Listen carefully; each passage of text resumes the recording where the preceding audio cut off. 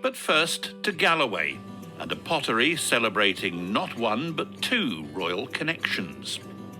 Their work has just gone on show at the Victoria and Albert Museum in London, whilst one of the artists has also received an order from King Charles himself. Bruce Mackenzie has been to see them at work.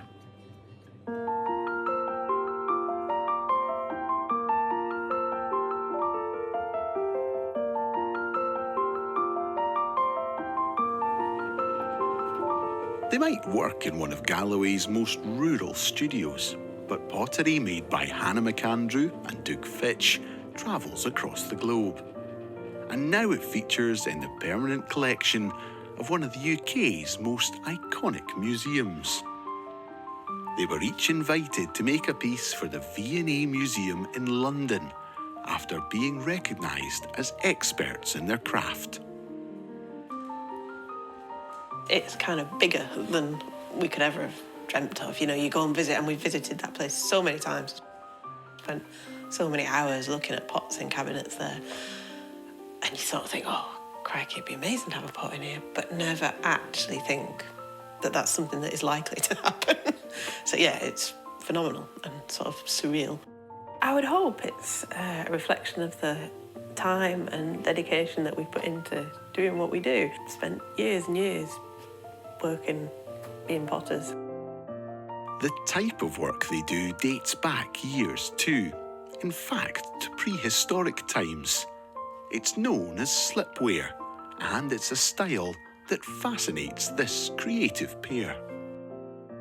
The pots that we love are pots of this particular slipware tradition, and they would have been made with the materials that were naturally occurring around wherever they were being made.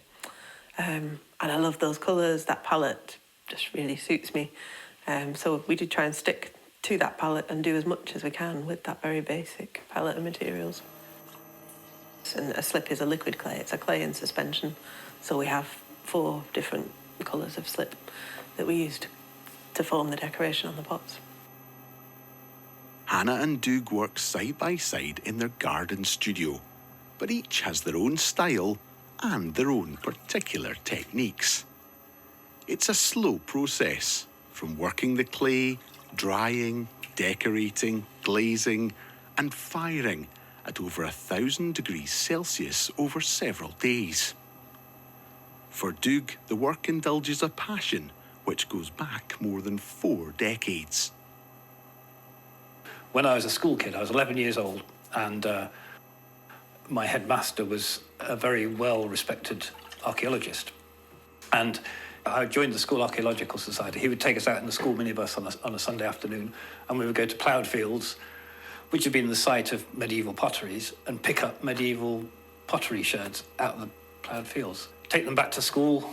He would then show us archaeological surveys with pictures of pots, and would say, oh, this is a bit of a baluster jug, or this is a bit of a fat-bellied medieval jug from the 13th century. And I was fascinated with that because you would see the potter's fingerprints in these bits of pottery that had just been lying in the field for centuries.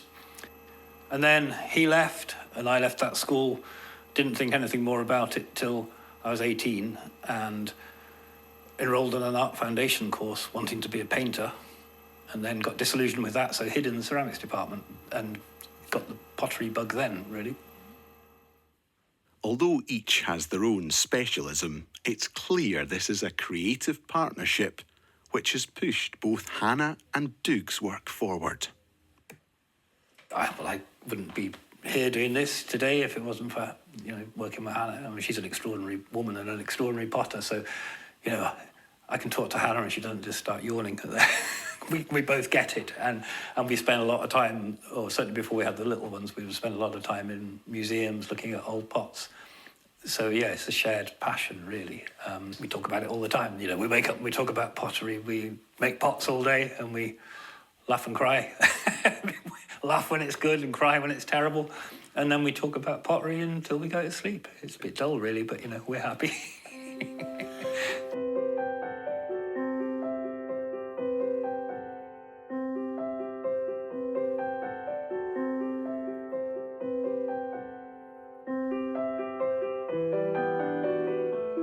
You're working with a wet background here, though, so does that make it very exacting that it has the potential to go wrong? Yeah, you have one chance. So if it does go wrong, you've got to just make it part of the design. And what's the attraction of working on a wet background versus, you know, letting that dry and then adding another layer? I really like the way that the line that I'm drawing just sits slightly into the surface rather than sitting completely proud on top of the plate. So it gives a slightly softer finish, really.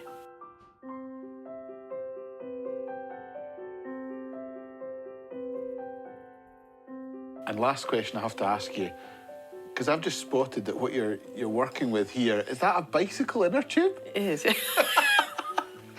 Yeah, it's a bicycle in a tube. This is a demi-john cork, and this is a propelling pencil. So real homemade stuff. Yeah. The tools may be humble, but the end results are now on show at the top of the art world, in London's V&A Museum. It's a commission which clearly stunned the artists.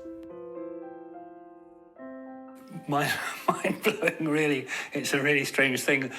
I've been making the pilgrimage to the V&A to look at pots for 40 years, and there are some of the most extraordinary pots by amazing potters and studio potters, but also extraordinary historical pots that I know so well, that I've visited so many times. And so to be under the same roof and in the same room as some of those pots, yeah, crazy. My children will be able to take their grandchildren to see them, who'll probably be completely disinterested, but they're there now forever, and that's very odd. I think when we were in London last week visiting it, it was great to see them, but I think it's going to be really strange going back and seeing they're still there, and then going back in years to come and seeing they're still there. That's a lovely thing, because we have worked so hard. You know, we work long hours, we completely focused on what we do, and we question all the time. We're saying, is it good enough? Is this, you know, and when we're asking each other, we're very lucky that we can work together, so we can almost give each other tutorials, you know, is this good enough? And so to have that sort of seal of approval, well, it's brilliant, because, yeah, is it good enough? I don't know. It seems that they seem to think it is, so yeah.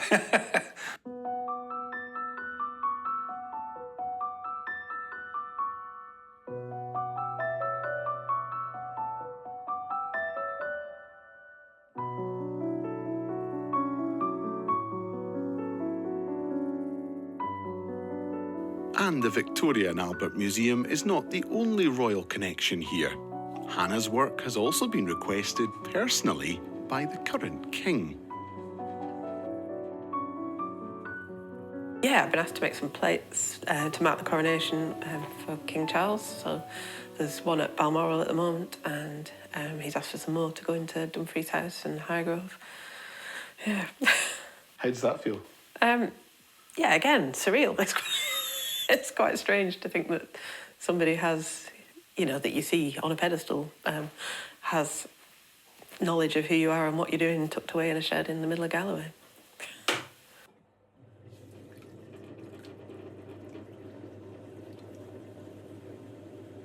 It seems to me a very kind of peaceful and mindful thing to be doing pottery a lot of the time. It can be.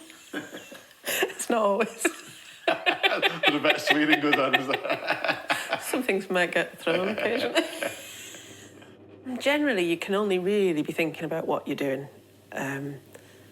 If your mind starts to wander, even if it's something that you make all the time, I find that if there's something bugging me that I'm worried about, or I find it very difficult to focus on that one thing. I find it really hard for my hands to have the sensitivity that they need to have if you're not completely focused on it. Producing a handmade, artistic product is clearly important to this couple. All that handwork means these are not cheap items. They sell from £30 up to thousands for a huge jug. But it's clear they've been made with care and with thought. You know, what gives you the greatest pleasure? Do you want to think of these being used, or do you prefer them being something that people can sort of look at? Oh, it's great when pots are used, you know, it's so lovely to be part of. You know, pots become part of people's lives. You know, a mug is something you use every day, and it's a really intimate object. And when people come back and say, oh, it's my favourite mug, I use it every morning, it is really satisfying. Yeah, it's lovely. We try and fill our house full of as many handmade things as possible, because it's a bit of your spirit that goes with the pot. And, you know, you make something with love and you want to pass that on, and you want the person who takes it to love it. And mass-produced pottery is great, but it doesn't have that element, I don't think. Not for us, anyway.